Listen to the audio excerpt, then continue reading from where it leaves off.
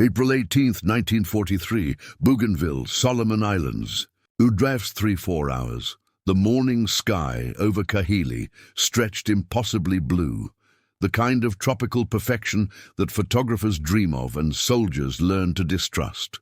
Admiral Isoroku Yamamoto sat in the portside seat of a Mitsubishi G4M bomber, codenamed Betty by the Americans, reading through decoded messages from Combined Fleet Headquarters. The aircraft hummed with the steady drone of its twin engines, a sound that had become almost meditative during his months of constant travel between forward bases. Outside the window, the jungle canopy of Bougainville rolled past below, dense and green and seemingly infinite. Yamamoto adjusted his white dress gloves.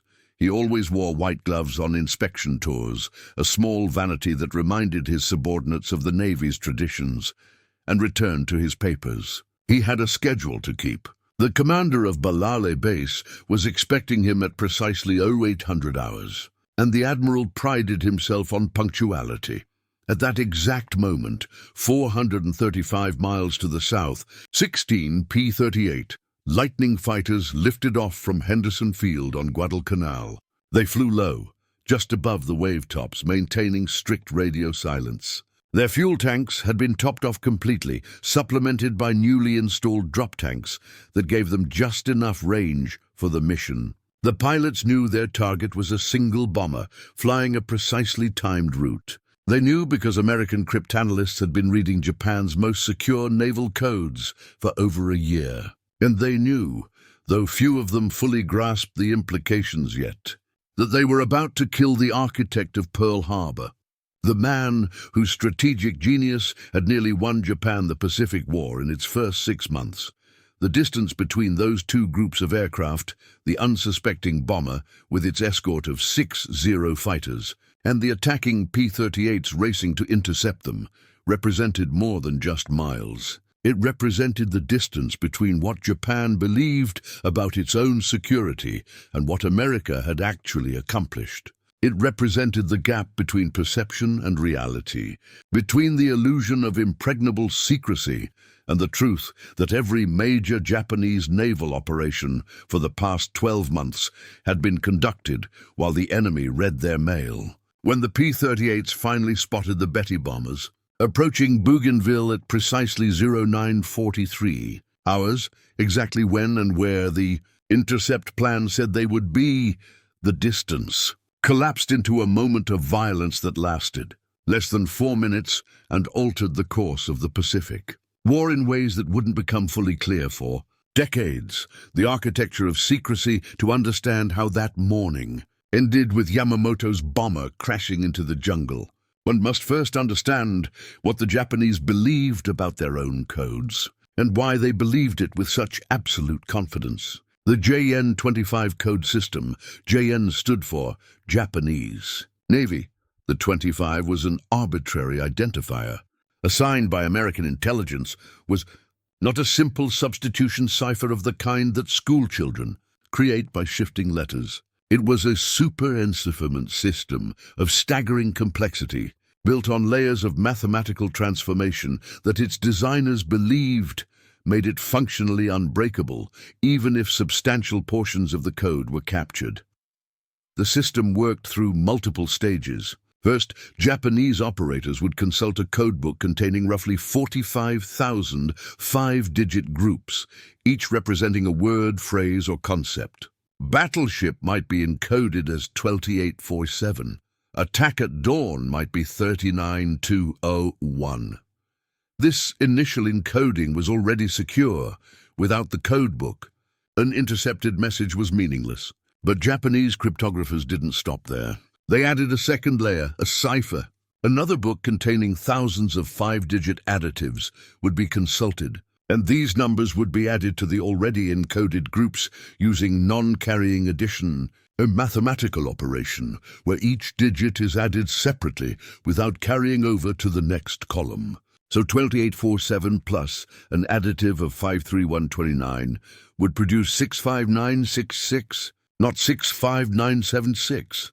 This super-encipherment meant that even if an enemy somehow obtained the codebook, They would still face thousands of possible additives that changed the final cipher text.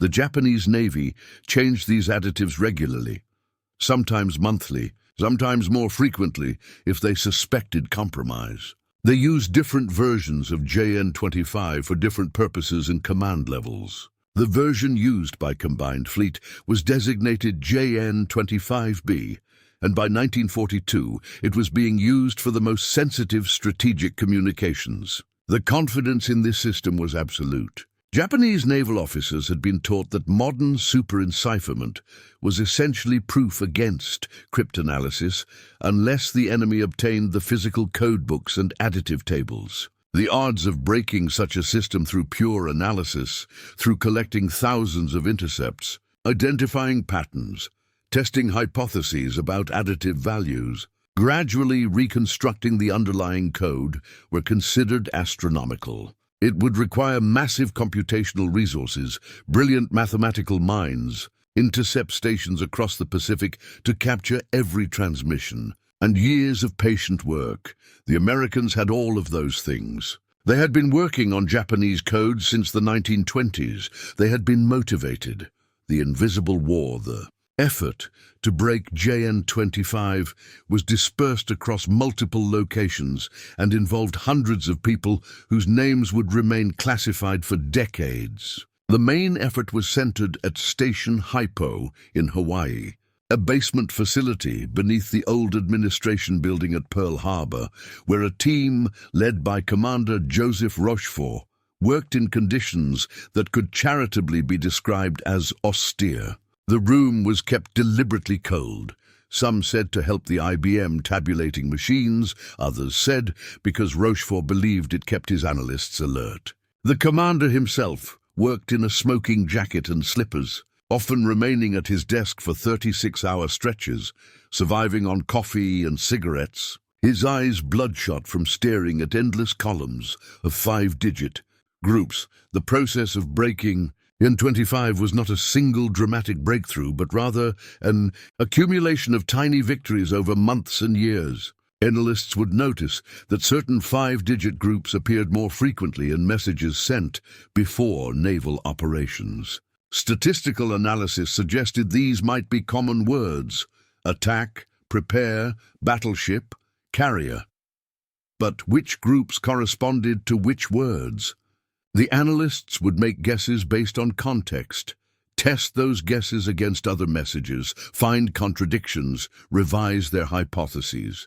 They maintained vast card files containing every intercepted group and every context in which it had appeared. They looked for cribs, situations where they could guess the content of a message based on external information, then work backward to determine the additives.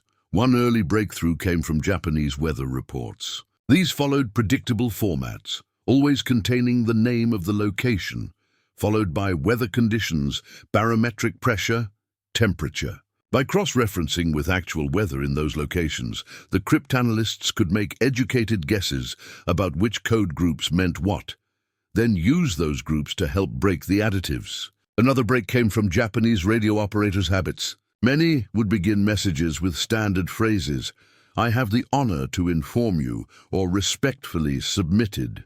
These linguistic courtesies, ingrained by culture and military protocol, became vulnerabilities. If you knew a message started with a formal greeting, you had a crib into the first several groups. By late 1941, American cryptanalysts could read perhaps 10 to 15% of JN-25B traffic, enough to gain occasional fragmentary intelligence, but not enough for comprehensive understanding. Then came Pearl Harbor, and the effort intensified. More intercept stations were established in Guam before it fell, then Australia, Alaska, and across the Pacific as territory was contested and captured. More analysts were recruited. The IBM machines ran day and night, sorting and counting and correlating. The percentage of readable text crept upward, 20%, 30%. By the spring of 1942, when Japan was planning its operation against Midway, American cryptanalysts could read enough of the traffic to give Admiral Chester Nimitz something unprecedented in naval history: advanced knowledge of his enemy's entire battle plan. The Midway Revelation. In late May 1942, Station Hypo detected a massive surge in Japanese naval communications. The messages were heavily encrypted, but enough could be read to indicate a major operation was being planned against a location designated by the code letters AF. Admiral Nimitz needed to know where AF was. Japanese code groups for locations were particularly difficult to break because they rarely appeared in predictable contexts. Rochefort's team had a theory that AF was Midway Atoll, based on the pattern of messages and references to second-phase operations, but they needed confirmation. The solution came from Commander Jasper Holmes, who suggested a ruse. Midway's garrison was instructed to send a radio message in plain English, reporting that their water distillation plant had broken down. The message was deliberately crafted to sound routine, the kind of maintenance report that any isolated base might send. 2 days later, Japanese listening posts intercepted the message and relayed it to their headquarters.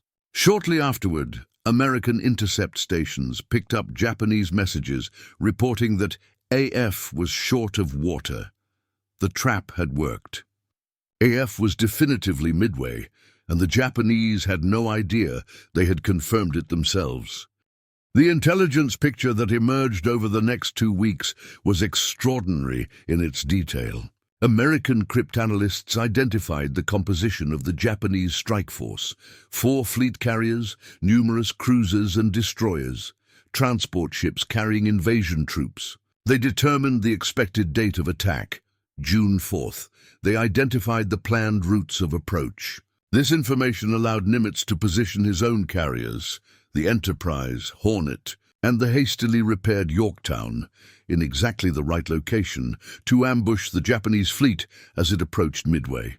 The resulting battle was catastrophic for Japan. All 4 of their fleet carriers, Akagi, Kaga, Soryu, and Hiryu, were sunk in a single day. Over 3,000 Japanese sailors died, including many of the Navy's most experienced carrier pilots, the veterans who had struck Pearl Harbor and ranged across the Pacific in the war's opening months. Japan's offensive capacity in the Pacific was effectively broken, though the war would grind on for 3 more years. And through it all, Japanese commanders never seriously considered that their codes had been compromised. They believed Midway was a disaster of tactics and fortune, not intelligence. The JN-25 system was modified and updated, but Japanese faith in its fundamental security remained unshaken. This was the secret that allowed American intelligence to function for the remainder of the war, the Japanese belief in their own invulnerability. Even after Midway, even after multiple operations went suspiciously wrong, even after submarines appeared in unexpected locations and attacks met prepared defenses, the institutional assumption remained that JN-25 was secure. To admit otherwise would have required acknowledging that perhaps Japan's entire strategic situation was compromised, that their enemy had been reading their most sensitive communications for over a year. The psychological cost of that admission was too high. It was easier to believe in coincidence, in leaks from low-level sources, in exceptional American signals intelligence that might detect traffic patterns without actually breaking codes. The idea that the Americans had mathematically reconstructed the entire JN-25 system through patient analysis of thousands of intercepts was considered beyond credibility. The man-in-the-code traffic Admiral Isoroku Yamamoto was the central figure in Japanese naval strategy and consequently a frequent subject in the decrypted messages that flowed through Station Hypo. Born in 1884, educated at Harvard, and posted as a naval attaché in Washington, Yamamoto understood America better than most of his colleagues. He had warned before the war that attacking the United States was folly, that Japan might win victories for 6 months or a year, but that America's industrial capacity would eventually crush them. I fear we have awakened a sleeping giant and filled him with terrible resolve, he allegedly said after Pearl Harbor, though historians debate whether those exact words were his or a later invention. Regardless, the sentiment was accurate to his views. Yamamoto had planned Pearl Harbor not because he believed it would win the war, but because he believed it was Japan's only chance, a decisive blow that might shock America into a negotiated peace before their industrial mobilization became overwhelming. The attack succeeded tactically, but failed strategically. The American carriers were at sea and survived. American oil storage facilities at Pearl Harbor, whose destruction would have crippled the Pacific Fleet for months, were left intact. And the attack unified American public opinion in a way that made negotiated peace impossible. By the spring of 1943, Yamamoto understood that his initial assessment had been correct. Japan was losing, slowly but inexorably, ground down by American material superiority and an enemy who could replace losses faster than Japan could inflict them. Still, he remained committed to his duty, working to execute a defensive strategy that might delay the inevitable long enough for some diplomatic miracle to occur. He planned operations, inspected forward bases, worked to maintain morale among troops who were increasingly aware that they were fighting a losing war. His inspection tours were carefully scheduled, with detailed itineraries transmitted in advance to ensure that local commanders would be prepared for his arrival. These itineraries were sent via JN-25B, encrypted with all the security protocols that the Japanese Navy believed made them unreadable. In early April 1943, Yamamoto planned a tour of bases in the Solomon Islands, Balale, Shortland and Buin, to observe conditions and encourage troops. The detailed schedule was transmitted on April 13th in a message that was intercepted by American listening posts within minutes. At Station Hypo and at the newer facility in Melbourne, cryptanalysts began the process of breaking the message. By April 14th, they had recovered enough of the text to understand what they had: the complete itinerary of Admiral Yamamoto, including departure times, arrival times, exact routes, and the fact that he would be traveling in a medium bomber with a fighter escort. The message reached Admiral Nimitz on April 14th. He faced a decision that was simultaneously strategic, tactical, and ethical. On the strategic level, killing Yamamoto might deprive Japan of its most capable naval commander, though it might also risk revealing that American intelligence was reading Japanese codes. On the tactical level, the intercept was possible but difficult. Yamamoto would be at the extreme range of American fighters flying over Japanese-controlled territory. On the ethical level, this would be a targeted assassination of a specific individual, something that felt different from the normal conduct of warfare, even though international law clearly permitted the targeting of military commanders. Nimitz consulted with his staff, with Admiral William Halsey, who commanded forces in the South Pacific, and ultimately with Washington. The decision came back: if the mission was feasible, proceed. The symbolic and practical value of eliminating Yamamoto outweighed the risks. As for the concern about revealing intelligence sources, the attack would appear to be a chance encounter, a fighter patrol stumbling on a bomber formation. The Japanese might suspect intelligence had guided the intercept, but without proof, and given their continued faith in JN-25's security, the risk was acceptable. The mathematics of interception, executing the mission, required solving several complex problems simultaneously. First was the problem of range. Henderson Field on Guadalcanal was approximately 435 miles from Balale. The P-38 Lightning had a combat radius of about 350 miles in standard configuration. To reach the intercept point, engage, and return would require external fuel tanks, drop tanks that could extend the Lightning's range, but which had never been used operationally in that theater and which were in short supply. The South Pacific Command scrounged up enough tanks for the mission, but the pilots would have to fly with obsessive fuel management, with no margin for error or extended combat.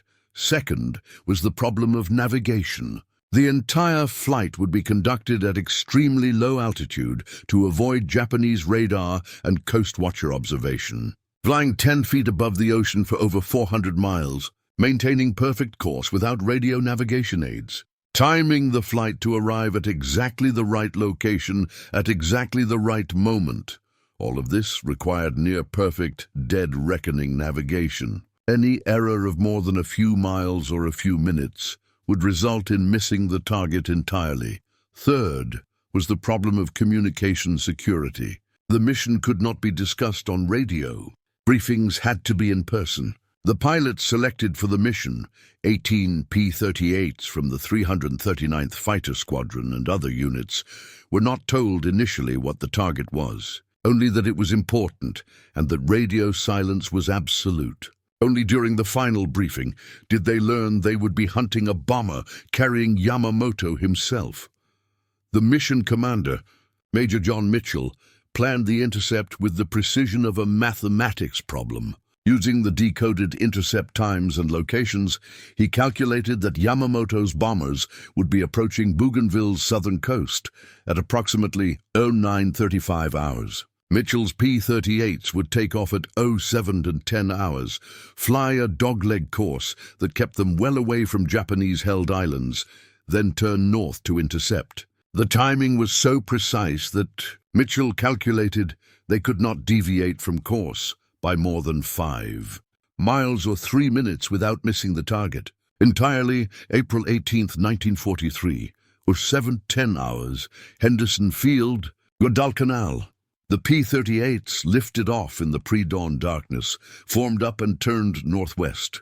The pilots settled into the uncomfortable vigilance required for long, over-water flights, constant scanning of instruments, fuel calculations every few minutes, visual references to maintain formation, and always the nagging awareness that if anything went wrong, they were too far from land to be rescued. The flight would last 2 hours and 15 minutes before they even reached the intercept point. 2 hours and 15 minutes at wave-top height, in radio silence, following a course plotted on a map, trusting that the navigational calculations were correct and that the intelligence was accurate. At 09:30 hours, Mitchell's formation turned north toward Bougainville.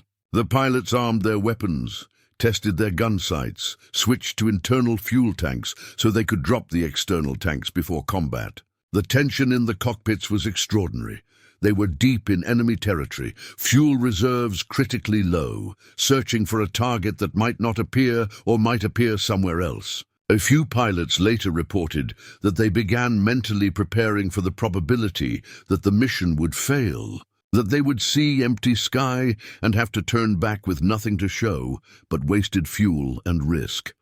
At 09:34 hours, Lieutenant Doug Canning spotted them, 2 Betty bombers, flying low over the water, approaching from the northwest, exactly as the intelligence had predicted. 6 Zero fighters flew escort above them. The Americans had achieved complete surprise. The Japanese had no idea that enemy fighters were within 500 miles.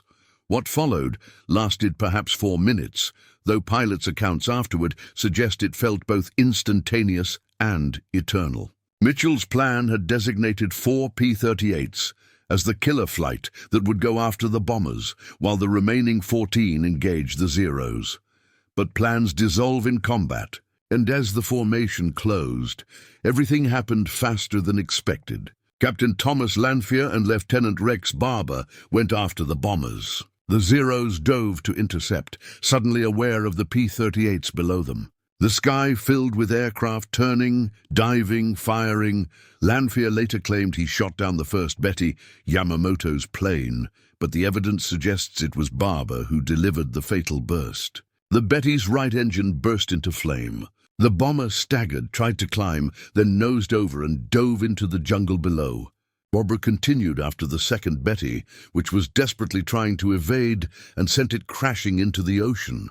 The entire engagement lasted less than 4 minutes, from first contact to last shot. The P-38s turned south and ran for home, one pilot bailing out over the ocean when his fuel ran out. The rest landing at Henderson Field, with tanks nearly dry. The discovery it took Japanese search parties until the following day to locate the crash site of Yamamoto's bomber. The aircraft had impacted in dense jungle on Bougainville's inland slopes, and the wreckage was scattered across a wide area. When Japanese soldiers finally reached the site, they found Yamamoto's body still strapped in his seat, which had been thrown clear of the main wreckage. He had been killed either by the P-38's gunfire or by the impact. Accounts differ. He was still wearing his white gloves, still dressed in his formal uniform, still carrying his sword. The recovery party placed his body in a container and transported it back to Japanese headquarters at Rabaul, where Vice Admiral Junichi Kusaka, who had known Yamamoto for decades, identified him. The news was withheld from the Japanese public for over a month. The official announcement, when it came on May 21st, stated that Admiral Yamamoto had died while directing operations at the front line, and that his death was a grave loss to the empire. Japanese newspapers published glowing tributes. A state funeral was held in Tokyo on June 5th, attended by over 1 million people. The emperor conferred the Order of the Chrysanthemum on Yamamoto posthumously. But within the Japanese military, the questions had already begun. How had American fighters been in exactly the right place at exactly the right time? Was it coincidence, a leak, exceptional intelligence work based on traffic analysis? Some Japanese officers immediately suspected that their codes had been compromised. A few reports from unit commanders suggested that perhaps JN-25 was not as secure as believed. But the institutional response was defensive. An investigation concluded that the Americans had probably used direction-finding equipment to locate Yamamoto's plane and had gotten lucky with a fighter patrol. The possibility that the Americans were reading every major Japanese naval communication was considered but rejected as implausible. JN-25 security protocols were reviewed and marginally strengthened, but no wholesale change in encryption systems occurred. The psychological investment in believing their codes were secure was too great. To admit otherwise would require confronting the possibility that every operation for the past year had been compromised, that Midway had been lost, not through bad luck, but through enemy foreknowledge, that the submarine warfare that was strangling Japan's supply lines was guided by intelligence rather than chance encounters. The Americans, for their part, maintained strict secrecy about the source of their intelligence. The mission was described as a routine fighter patrol that encountered enemy bombers. Only a handful of people knew the true origin of the intercept information. The pilots themselves weren't told about codebreaking. They assumed the intelligence had come from coast watchers or some other conventional source. This compartmentalization was essential. If word leaked that America was reading JN-25, Japan would immediately change their entire communication system, and the intelligence advantage that had won Midway and would guide operations for the rest of the war would evaporate. The symbolic weight of silence. If there was a single object that came to represent the difference between American and Japanese approaches to intelligence warfare, it was the codebook itself, not the physical book, but the concept of what it represented. To the Japanese, the codebook was a secret that must be guarded absolutely, a piece of the sacred trust between the military and the emperor, an embodiment of security through obscurity and complexity. The idea that this secret had been penetrated, not through treachery, but through systematic mathematical analysis, was psychologically unbearable. To the Americans, the codebook was a puzzle to be solved, a problem that could be attacked with enough resources, intelligence, and persistence. The difference wasn't in capability. Japanese cryptographers were highly skilled, but in philosophy. American intelligence work was institutionally collaborative, drawing on academic mathematicians, linguists, pattern analysts, machine operators, intercept technicians across multiple locations. The work was decentralized, encouraged lateral thinking, and rewarded results over protocol. Japanese intelligence work, by contrast, was highly compartmentalized, bound by rigid hierarchies, and culturally resistant to admitting vulnerability. This philosophical difference manifested in concrete ways throughout the Pacific War. When American commanders suspected that their codes might be compromised, they changed them immediately and conducted investigations. When similar suspicions arose in the Japanese military, they were often dismissed or minimized because acknowledging compromise would require admitting failure up the chain of command, something that was culturally difficult in a military structure where honor and reputation were paramount. The result was a sustained intelligence asymmetry where American commanders often knew Japanese plans before local Japanese commanders did.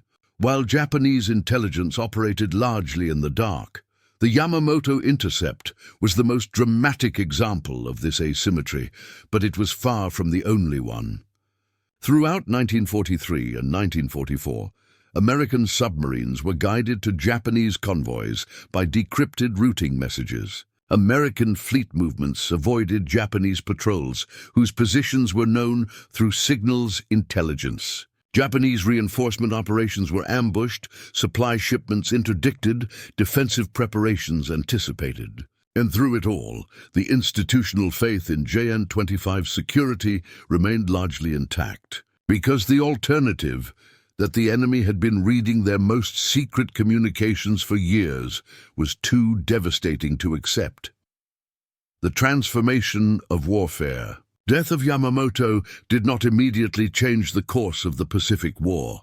Japan continued fighting, continued launching operations, continued inflicting and suffering casualties. But something had shifted in the strategic balance that went beyond the loss of a single commander. Yamamoto's death demonstrated that in modern industrial warfare, information itself had become a weapon more powerful than any battleship or bomber. The ability to know an enemy's plans, to anticipate their movements, to position forces in advance, these capabilities transformed warfare from a contest of material and courage into something closer to a chess game where one player could see the other's pieces before they moved. Yamamoto's replacement, Admiral Minato Koga, was a capable officer, but he inherited a situation that was fundamentally untenable. By mid-1943, Japan was losing the naval and air attrition war in the Pacific. American production was overwhelming Japanese losses at ratios that made strategic victory impossible. New Essex-class carriers were entering service at a rate of roughly 1 per month. The F-6F Hellcat fighter was achieving kill ratios against Japanese aircraft that ranged from 5-to-1 to 10-to-1. American submarines, guided by signals intelligence and equipped with functioning torpedoes after the Mark 14's problems were finally resolved, were sinking Japanese merchantmen faster than they could be replaced, choking off the raw materials that Japan's war economy required.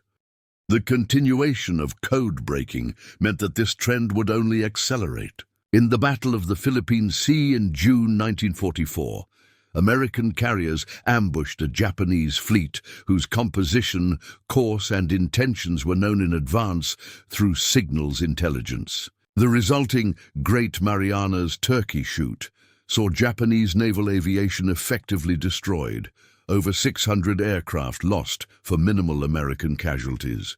The Battle of Leyte Gulf in October 1944, the largest naval battle in history, saw American forces responding to Japanese movements with a precision that Japanese commanders found uncanny, repeatedly positioning forces to intercept Japanese units whose routes should have been secret. Through all of this, JN-25 and its successor codes continued to be read, continued to provide intelligence that shaped American operations. The Japanese made modifications, increased security protocols, changed additives more frequently, but the fundamental system remained, and American cryptanalysts adapted to each change. The institutional investment in believing the codes were secure, combined with the lack of any direct evidence of compromise and the cultural difficulty of admitting such a comprehensive failure, meant that Japan continued using compromised communication systems until the very end of the war. The price of knowledge. There were costs to the intelligence advantage, though they were strategic rather than material. Every time American forces acted on signals intelligence, there was a risk of revealing the source. Commanders had to balance the value of using information against the danger of losing access to future information. After the Yamamoto intercept, this balance became even more delicate. If American forces too consistently intercepted Japanese operations, if submarines too regularly appeared along convoy routes, if defenses too perfectly anticipated attacks, eventually even the most resistant institutional skepticism would have to confront the evidence. The solution was careful operational security and deliberate imperfection. Sometimes intelligence was not acted upon so that the source remained concealed. Submarines would be directed to areas where they could accidentally encounter convoys. Fighter patrols would be routed to permit chance interceptions. Coast watchers would be given credit for sightings that actually came from signals intelligence. This theater of plausible deniability was maintained throughout the war, and it succeeded in preserving Japanese confidence in their codes long after that confidence should have evaporated. The psychological burden of this secrecy fell on the commanders who knew. Nimitz, Halsey, and the other senior officers who received ultra-intelligence, the designation for signals, intelligence derived from enemy codes, had to make decisions knowing information they couldn't share, couldn't explain, couldn't use as justification.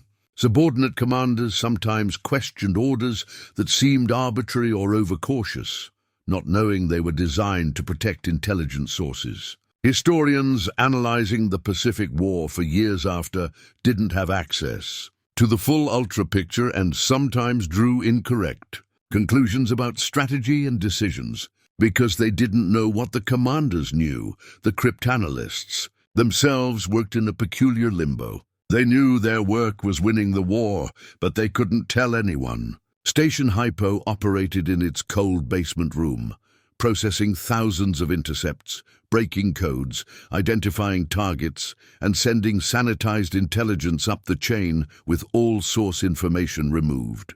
The analysts worked 18-hour days, sustained by bad coffee and the abstract knowledge that their work mattered, even if they would never receive public recognition. Rochefort himself, who had led the intelligence effort that won Midway, was reassigned in a bureaucratic dispute and spent much of the war in administrative positions, his contributions classified for decades. He received the Distinguished Service Medal for his work at Midway in 1985, nearly 20 years after his death, the ghost in the machine, as the war ground toward its conclusion. The intelligence asymmetry became so pronounced that Japanese operations began to resemble exercises in futility. The final Japanese naval sortie, Operation Tengo, in April 1945, saw the super battleship Yamato sent on a one-way mission to Okinawa with only enough fuel for a single trip. The plan was known to American intelligence before the ship even departed. Carrier aircraft were positioned along the route. The Yamato was intercepted and sunk with over 3,000 casualties, never having come close to its objective. Japanese commanders increasingly operated with the sense that they were fighting an enemy who knew everything, who anticipated every move, who seemed almost supernaturally informed. Some of this impression came from signals intelligence, but by 1945, American material superiority was so overwhelming that intelligence was almost redundant. Japan had lost most of its navy, most of its experienced pilots, most of its merchant fleet. Strategic bombing was destroying cities with methodical regularity. Submarines operated in Japanese coastal waters almost with impunity. The war was ending not through any single decisive battle, but through comprehensive collapse, through the accumulated weight of industrial warfare against an enemy who could replace losses, and Japan could not. When Japan surrendered in August 1945, After the atomic bombings of Hiroshima and Nagasaki and the Soviet declaration of war, the role of signals intelligence remained classified. The Japanese never learned the full extent to which their codes had been compromised. Former Japanese naval officers, when they finally discovered the truth years later, described it as a profound shock, the realization that they had been fighting blind while their enemy watched their every move. Admiral Yamamoto's successor had died in a plane crash in March 1944, still believing that JN-25 was secure. Many of the officers who had trusted their communication security didn't survive to learn the truth, the epilogue of invisibility.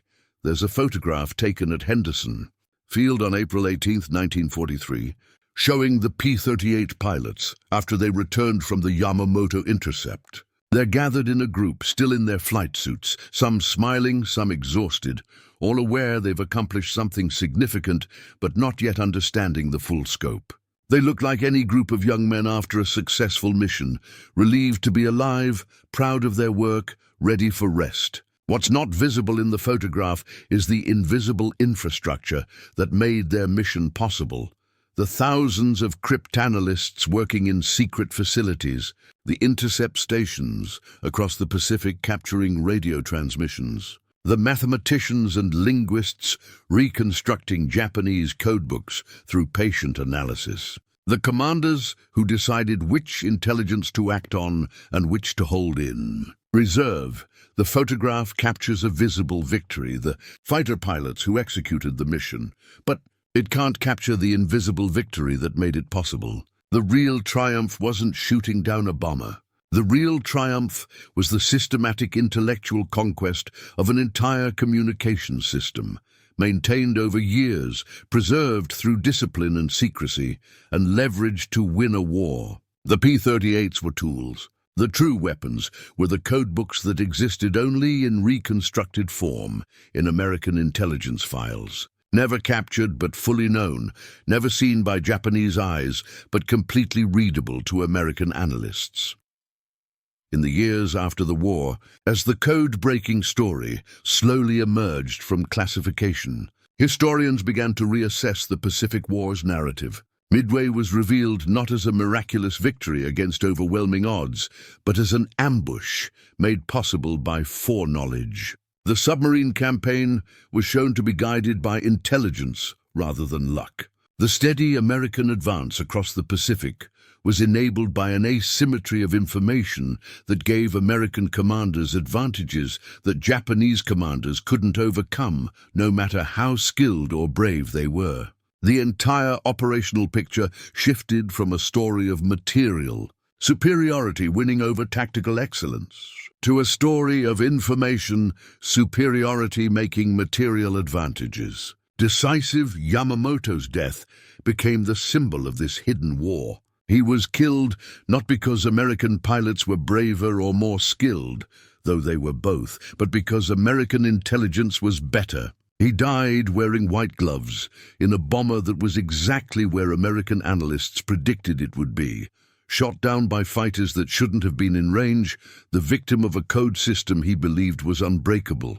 In the wreckage of his plane was the illusion of security, the assumption that complexity equaled safety, the belief that secrets could be kept through mathematical obscurity rather than constant vigilance, the inheritance of silence, the lessons of JN-25's compromise took decades to fully incorporate into military doctrine, partly because those lessons remained classified for so long. But eventually, they transformed how nations approached communication security. The age of assuming that a complex code was safe ended. The modern era of signals intelligence began, an era that assumed adversaries would attempt to break any system, that security required constant updating and testing, that institutional skepticism about code security was healthier than institutional confidence. The Japanese experience became a cautionary tale taught in intelligence schools worldwide, though often without attribution during the years when the details remained secret. The story illustrated how technological confidence could blind institutions to vulnerability, how cultural factors could prevent organizations from acknowledging compromise, how the psychological cost of admitting failure could be so high that nations continued using compromise systems rather than confront the implications. It demonstrated that in modern warfare, the battles fought in basement cryptanalysis rooms were as decisive as the battles fought on the ocean or in the air. And that victory in those invisible battles required not just skill, but also the willingness to continuously question one's own assumptions. For the American cryptanalysts who broke JN-25, the victory was bittersweet. Their work remained classified for decades. Many died before receiving public recognition. Rochefort's Distinguished Service Medal came posthumously. The detailed history of Station Hypo's work wasn't declassified until the 1990s. The analysts who had won Midway, who had guided the Yamamoto intercept, who had read Japanese naval communications for years, returned to civilian life with the knowledge that they had changed history, but without the ability to tell anyone how. But they knew. In their cold basement room at Pearl Harbor, working through thousands of 5-digit groups, testing hypotheses about additives and code values, rebuilding an entire communication system through mathematics and persistence. They had fought and won a war that most people didn't know existed. They had proven that information itself could be a decisive weapon, that intellectual effort could triumph over institutional assumptions, that patience and analysis could defeat complexity and secrecy. The victory wasn't visible in photographs of burning ships or captured islands. It was visible only in the decoded messages that flowed through their hands, in the intelligence that shaped operations, in the bomber that crashed into the Bougainville jungle, exactly where they had predicted it would be. The final truth on April 18th, 1943. During 43 hours, Admiral Isoroku Yamamoto died in a bomber crash on Bougainville. The official Japanese record stated he died while directing operations. The truth was more complex and more absolute. He died because Japan had believed its codes were unbreakable, and they were not. He died because American cryptanalysts had spent years reading messages that were supposed to be secret. He died because signals intelligence had become a weapon, and Japan didn't know they were fighting that war until they had already lost it. The lesson, like so many lessons from that war, came at a cost measured in lives and years and dreams of security that proved illusory. Yamamoto had understood, better than most of his colleagues, that Japan couldn't win a prolonged war against American industrial capacity. What he didn't understand, what he couldn't have known, was that Japan was also losing an intelligence war that rendered their material disadvantages even more severe. The Americans knew what was coming. They read the messages, they cracked the unbreakable code, and in doing so, they changed warfare forever, not through a new weapon or tactic, but through the systematic conquest of information itself, through the proof that in an age of industrial total war, knowledge wasn't just power. It was victory, silent, invisible, decisive. The kind of victory that doesn't appear in photographs, that can't be captured on film, that exists only in columns of decoded 5-digit groups flowing through secret facilities, read by analysts who would work in obscurity for decades, who won a war that most of the world didn't know was being fought. The bomber burned in the jungle. The codes continued to be read. The war continued toward its inevitable conclusion. And somewhere in the basement of Pearl Harbor, in a cold room filled with IBM machines and cigarette smoke and exhausted analysts, another message was being decoded, another secret extracted, another invisible victory won. The work continued because the work was never finished, because every message contained possible intelligence, because the enemy never knew they were operating without secrets, because silence was the weapon that won the war they didn't know they were fighting. That silence, more than any battleship or bomb, ensured that when historians finally wrote the full story of the Pacific War, they would have to acknowledge a truth that the combatants themselves didn't fully understand until decades later. The war was won not just on the beaches and at sea, but in the invisible spaces where information lived, where codes were broken, where knowledge became power and power became inevitable.